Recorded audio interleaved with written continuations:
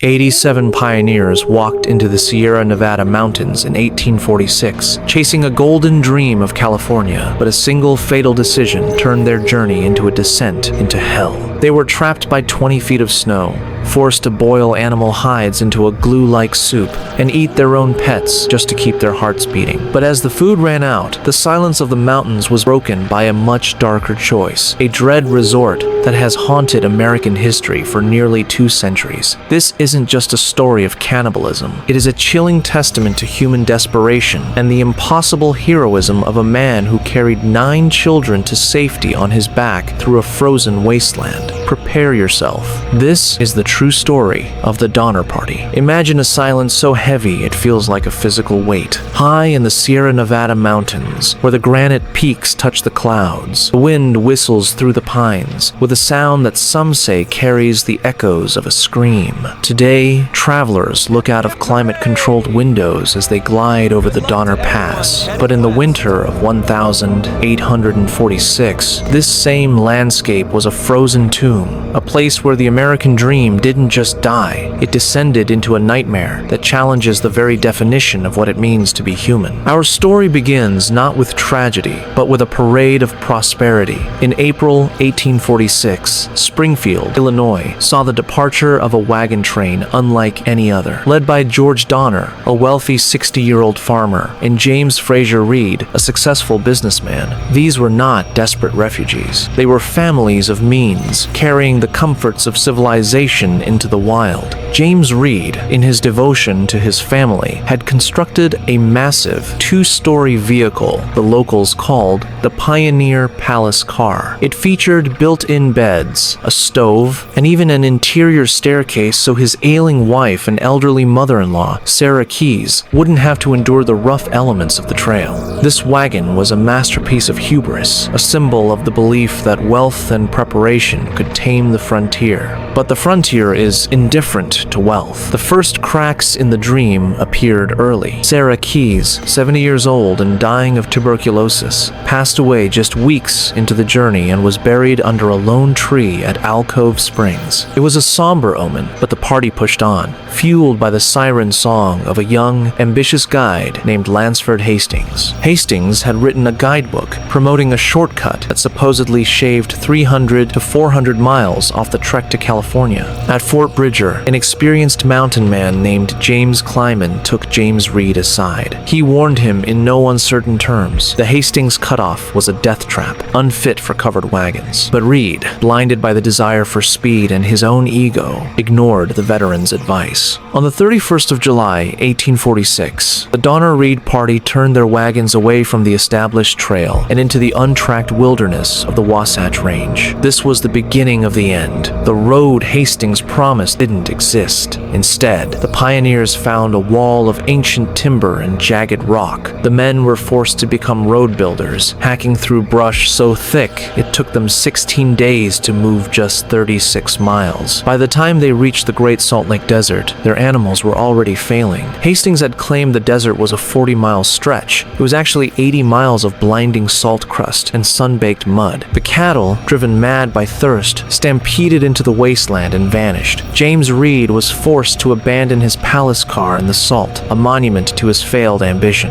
As they rejoined the main trail in late September, the social fabric of the group began to fray. Hunger and exhaustion turned men into strangers. On a steep hill near the Humboldt River, a violent argument erupted between James Reed and a teamster named John Snyder. Snyder struck Reed with a whip handle. Reed responded by plunging a hunting knife into Snyder's chest. The party, now a desperate mob, called for Reed's execution. Only the pleas of his wife saved him from the gallows. Instead, they banished him, sending him ahead to California with nothing but his horse and the clothes on his back, leaving his family behind to the mercy of a group that now hated them. The morality of the camp continued to crumble. They abandoned an elderly Belgian man named Hartkoop, who could no longer walk, leaving him to die by the side of the trail because no one would spare a seat in a wagon. Another man, Wolfinger, was likely murdered by his companions for his gold. By late October, the party reached the foot of the Sierra Nevada. They were only 90 miles from the lush valleys of California, but as they began the ascent toward the pass, the sky turned the color of slate. An early winter storm, one of the worst in recorded history, descended with a fury. On October 31,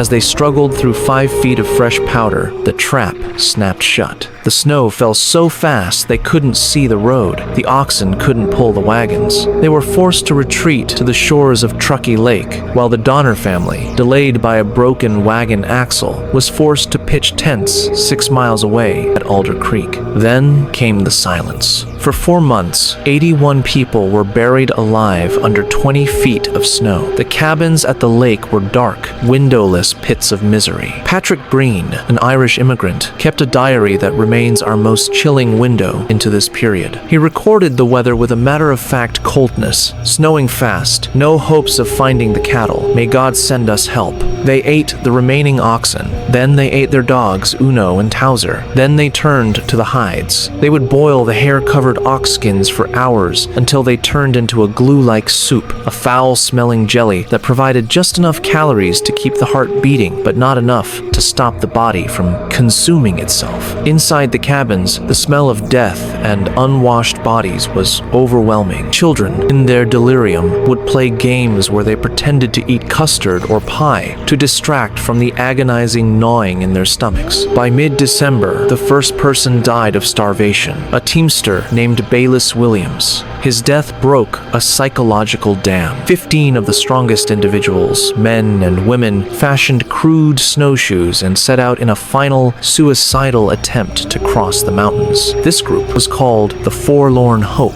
Their journey was a descent into the abyssal. On the 6th day, Charles Stanton, the man who had heroically returned to the party earlier with supplies, came snowblind. He sat against a tree, lit his pipe, and told the others to go on. He was never seen alive again. On Christmas Eve, trapped in a violent blizzard at what they called the Camp of Death, the survivors huddled under a single blanket as people began to die around them. Antonio, Franklin Graves, Patrick Dolan, and Lemuel Murphy all perished. In their weeping delirium, the survivors finally did the unthinkable. They cut the flesh from the dead, averted their eyes from one another, and ate. But the horror of the Forlorn Hope didn't end with cannibalism of the dead. Luis and Salvador, 2 Miwok guides who had been sent by John Sutter to help the pioneers, refused to eat human flesh. Fearing they would be killed next, they fled. They were later found exhausted and laid out in a creek, where a man named William Foster shot them both in the head. They were the only members of the entire Donner Party intentionally murdered for food.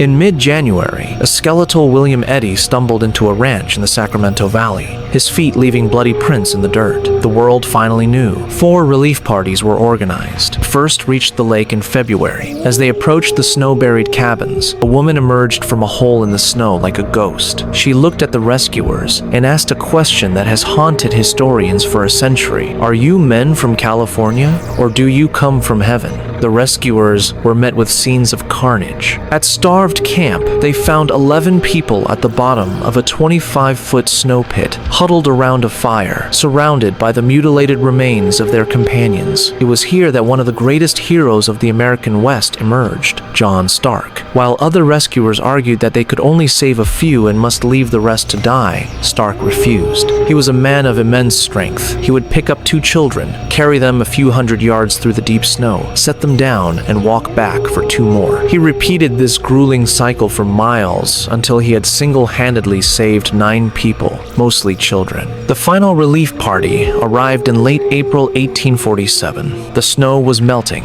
revealing the grisly reality of the winter. They found only one living person, a German immigrant named Louis Keseberg. He was found in a state of psychotic delirium, surrounded by human remains, including the body of Tamsin Donner. Tamsin, a woman of legendary devotion, had refused to leave her dying husband George when the earlier relief parties came. Keseberg was accused of murdering her for her gold, a charge he denied until his death. Of the 87 who began the journey, 47 survived. Most were women and children. The men, with their higher muscle mass and lower fat reserves, were the first to succumb to the cold and hunger. The survivors went on to build California. Mary Murphy saw a city named Marysville in her honor. James Reed, banished leader, found gold and became a wealthy man in San Jose. But for others, like Louis Keseberg, the mountains never let go. He lived the rest of his 81 years as a pariah, mocked by children and cursed by neighbors. He once lamented, "I have been born under an evil star. That camp has been the one burden of my life." The Donner Party is more than a story of cannibalism. It is a story of how thin the veneer of civilization truly is. It shows us that in the face of the ultimate silence, some will murder for a mouthful of flesh, while others, like John Stark and Tamsin Donner, will reach into the darkness to find a light that no storm can ever truly extinguish. Whenever you look at a mountain range, remember, beneath the beauty lies the memory of those who learned at a terrible cost exactly what a human being is capable of when the bread runs out and the snow begins to fall.